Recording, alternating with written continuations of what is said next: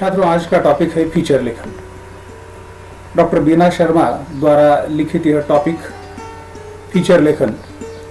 इसमें फीचर लेखन के विविध पहलुओं पर विस्तार से विवेचन किया गया है। पत्रकारिता के क्षेत्र में फीचर लेखन को अनन्य साधारण महत्व है। पत्रकारिता के क्षेत्र में इसे एक महत्वपूर्ण स्तंभ के रूप में माना जाता है, क्योंकि अच्छा पत्रकार वही होता है जो अच्छी तरह से फीचर लेखन करता है। फीचर लिखने वाले पत्रकार को श्रेष्ठ पत्रकार माना जाता है, वरिष्ठ पत्रकार माना जाता है। या यूं कहे कि जो अच्छी तरह से फीचर लिखता है वह वरिष्ठ पत्रकार होता है या श्रेष्ठ पत्रकार होता है। प्रस्तुत पाठ में डॉक्टर बीना शर्मा ने फीचर लेखन के विविध पहलुओं से जुड़ी बातों का विस्तार से ब्यौरा दिया है। डॉक्टर बीना शर्मा एक कहानी के माध्यम से बड़े सरल शब्दों में छात्रों को फीचर लेखन के बारे में अवगत करा देती है। इस पाठ की नायिका स्नेहा को फीचर लेखन का राष्ट्रीय पुरस्कार प्राप्त हुआ। वह बहुत खुश थी। उसकी खुशी में घर के सारे सदस्य, जैसे कि उनके पति, सास ससुर, बेटा नैतिक, बेटी प्रिया आदि के द्वारा एक छोटी सी पार्टी का आयोजन किया गया। इतना सारा आदर, इतना सारा स्नेह पाकर स्नेहा की आंखें छलछलाई। आंसुओं की छलछलाहट में उसके फीचर लेखन की पूरी यात्रा झलक आई थी। जब उसने बीए पूरा कंप्लीट किया तब स्नेहा से उसके पिता द्वारा पूछा गया था कि आप अब आगे क्या करना है। उसके पिता ने तो लड़का देखना शुरू कर लिया था, लेकिन स्नेहा ने अपना करियर के रूप में पत्रकारिता को चुना था, क्योंकि उसे न्यूज चैनल देखने का काफी शौक था और मां ने भी उसकी पत्रकारिता का कोर्स कंप्लीट करने की इच्छा का समर्थन किया और स्नेहा ने पत्रकारिता के कोर्स ज्वाइन किया। पत्रकारिता की कक्षा का प्रथम दिवस स्नेहा कक्षा में पहुंच गई। अन्य विद्यार्थी भी कक्षा में बैठ गए थे। सबसे स्नेहा की जान पहचान हुई और वह सबके साथ घुल मिल गई। इस तरह धीरे धीरे स्नेहा एक अच्छा पत्रकार बन गई और जब वह अच्छी पत्रकार बन गई तब उसे एक कार्यक्रम के लिए, व्याख्यान के लिए बुलाया गया। तब छात्रों और उसके द्वारा जो भी प्रश्नोत्तरी हुई, छात्रों द्वारा प्रश्न पूछे गए और स्नेहा द्वारा उनको उत्तर दिए गए। इस व्याख्यान का विषय था फीचर लेखन और इस टॉपिक का पूरा आशय भी लगभग इसी प्रश्नोत्तरी के क्रम में चलता रहता है। देखते हैं आगे लेखिका का परिचय।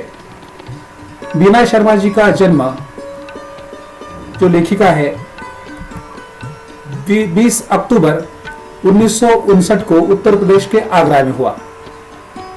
वह एक अच्छी लेखिका और कवियत्री के रूप में भी चर्चित है। हिंदी शिक्षा में हिंदीतर और विदेशी विद्यार्थियों के द्वारा उनका कार्य उल्लेखनीय है। बीना शर्मा शिक्षा क्षेत्र और संस्कृति से प्रेरित है। स्त्री विमर्श तथा समसामयिक विषय पर इनका विशेष लेखन है। भारतीय संस्कारों और जीवन मूल्यों के प्रति इनका साहित्य आग्रही रहा है। लेखन कार्य के साथ साथ आप सामाजिक कर्तव्यों के प्रति भी जागरूकता का निर्वाह करती है। वर्तमान में बीना शर्मा केंद्रीय हिंदी संस्थान आगरा में आचार्य एवं कुल सचिव के पद पर आसीन है। इनकी प्रमुख कृतियां हिंदी शिक्षण, अंतर्राष्ट्रीय परिप्रेक्ष्य। अगली उनकी कृति है भारतीय सांस्कृतिक प्रतीक। इसमें कहानी में संश्लिष्टता तत्व होने के कारण पढ़ने में शिथिलता नहीं आती। जीवन के अनुभव संक्षेप में अवगत हो जाते हैं। कम पात्रों द्वारा जीवन का बृहद पट रखना कहानी की विशेषता है। सागर में गागर में सागर भरना वाली कहावत कहानी पर चरितार्थ होती है। कहानी में जीवन के किसी प्रसंग का अथवा अंश का उद्घाटन होता है। प्रस्तुत ये जो फीचर लेखन कहानी है, कहानी कहे या उसमें कहानी से अधिक थोड़ी बहुत जानकारी ही रही है फीचर लेखन के बारे में, तो इसके पाठ परिचय में वही बताया गया है। यहाँ फीचर लेखन की प्रस्तुति कहानी के माध्यम से की गई है। फीचर लेखन पत्रकारिता के क्षेत्र का मुख्य आधार स्तंभ बन गया है। फीचर का मुख्य कार्य किसी विषय का सजीव वर्णन पाठक के सम्मुख करना होता है। प्रस्तुत पाठ में फीचर लेखिका स्नेहा के माध्यम से फीचर लेखन का स्वरूप, उसकी विशेषता, प्रकार आदि पर प्रकाश डाला गया है। साथ ही लेखिका ने इस तथ्य को हमारे सामने रखा है कि फीचर लेखन का क्षेत्र रोजगार का माध्यम बन सकता है तथा समाज के सम्मुख सच्चाई का दर्पण रख सकता है। इसमें फीचर लेखन की विशेषताओं पर भी प्रकाश डाला गया है। फीचर लेखन की विशेषताओं के बारे में पीडी टंडन की परिभाषा है, फीचर किसी गद्य गीत की भांति होता है जो बहुत लंबा, नीरस और गंभीर होना चाहिए। अर्थात फीचर किसी विषय का मनोरंजन शैली में विस्तृत विवेचन है। फीचर लेखन के कुछ महत्वपूर्ण बिंदु हैं। उनमें आरंभ, मध्य, चरम, समापन, निष्कर्ष और भाषा शैली। इन सारे बिंदुओं को आधार मानकर जो कुछ फीचर लिखा जाता है वह श्रेष्ठ फीचर माना जा सकता है।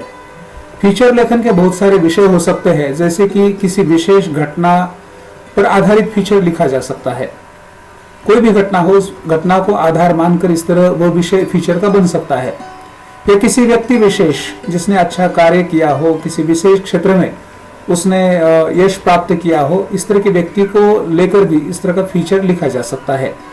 किसी जीव या जंतु या प्राणी पर भी इस तरह का फीचर लिखा जा सकता है।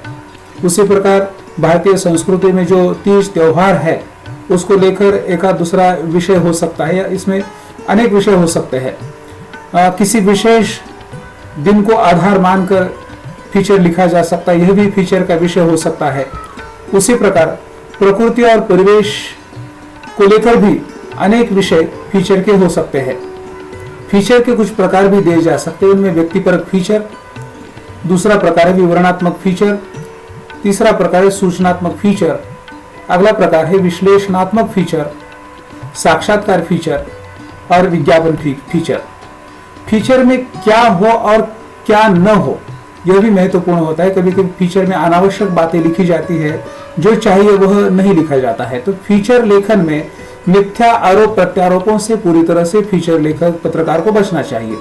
अति क्लिष्ट और अलंकारिक भाषा का प्रयोग बिल्कुल नहीं करना चाहिए। जितनी क्लिष्ट और अलंकारिक भाषा का प्रयोग पत्रकार करेगा, मतलब फीचर लेखन में, निश्चित रूप से उसका फीचर श्रेष्ठ नहीं माना जाएगा। झूठे और तथ्यात्मक आंकड़े, प्रसंग अथवा घटनाओं का उल्लेख करना उचित नहीं है। झूठे आंकड़े और अनावश्यक प्रसंग या झूठे प्रसंग, इसका उल्लेख करना भी फीचर लेखन में ठीक नहीं है। फीचर अति नाटकीयता से परिपूर्ण नहीं होना चाहिए। फीचर लेखन में अति कल्पनाओं और हवाई बातों को स्थान देने से फीचर लेखन प्रक्रिया के कुछ अंग है। उनमें पहला है विषय का चयन, दूसरा है सामग्री का संकलन और तीसरा फीचर योजना।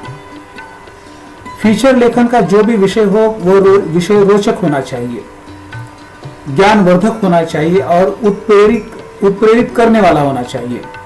समयानुकूल विषय हो और विषय समसामयिक हो।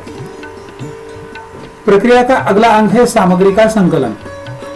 उसमें सांख्यिकीय जानकारी होनी चाहिए, फोटो होनी चाहिए, इसके साथ साथ घटनास्थल का भ्रमण आदि बातें आवश्यक है, क्योंकि जब तक हम सामग्री का संकलन ठीक तरह से नहीं कर पाते तब तक फीचर लेखन लिखना मुश्किल है। उसके बाद फीचर योजना। फीचर लेखन का योजनाबद्ध ढांचा बनाना चाहिए, पहले, शुरू में, अंत में और निष्कर्ष क्या, उन सब बातों का ढांचा बनाकर उसके बाद ही फीचर लेखन लिखा जा सकता है। फीचर लेखन के कुछ सोपान अथवा चरण इस प्रकार है। पहला है प्रस्तावना, दूसरा है विवरण अथवा मुख्य कलेवर और तीसरा है उपसंहार और अंतिम शीर्षक।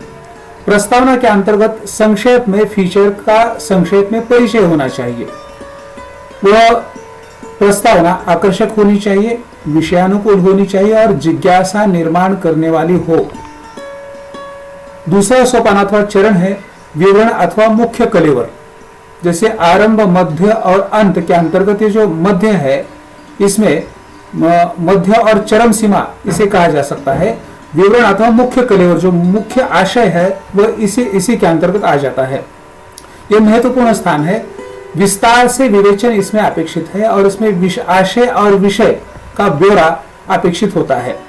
और अंतिम चरण अथवा सोपान है वह उपसंहार। इसमें फीचर का सार अथवा निचोड़ अत्यंत महत्वपूर्ण होता है। इसमें निष्कर्ष लिखना जरूरी होता है। और अंतिम जो चरण है शीर्षक, इस फीचर लेखन को योग्य शीर्षक होना चाहिए, औचित्यपूर्ण शीर्षक होना चाहिए। शीर्षक संक्षिप्त हो, शीर्षक रोचक हो, आकर्षक हो और जिज्ञासावर्धक हो। इस शीर्षक में नवीनता का होना भी नितांत आवश्यक है।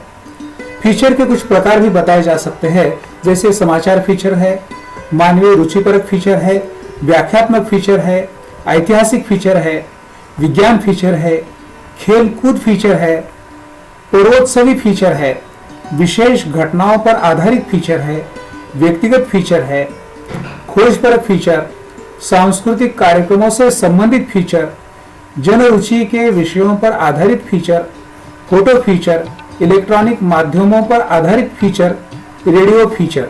इस तरह के फीचर के बहुत सारे प्रकार बताए जा सकते हैं। फीचर लेखन जो विधा है अखबारों में भी काफी चर्चित विधा है। उसी प्रकार न्यूज चैनलों में भी इस तरह के फीचर अब प्रस्तुत किए जा रहे हैं।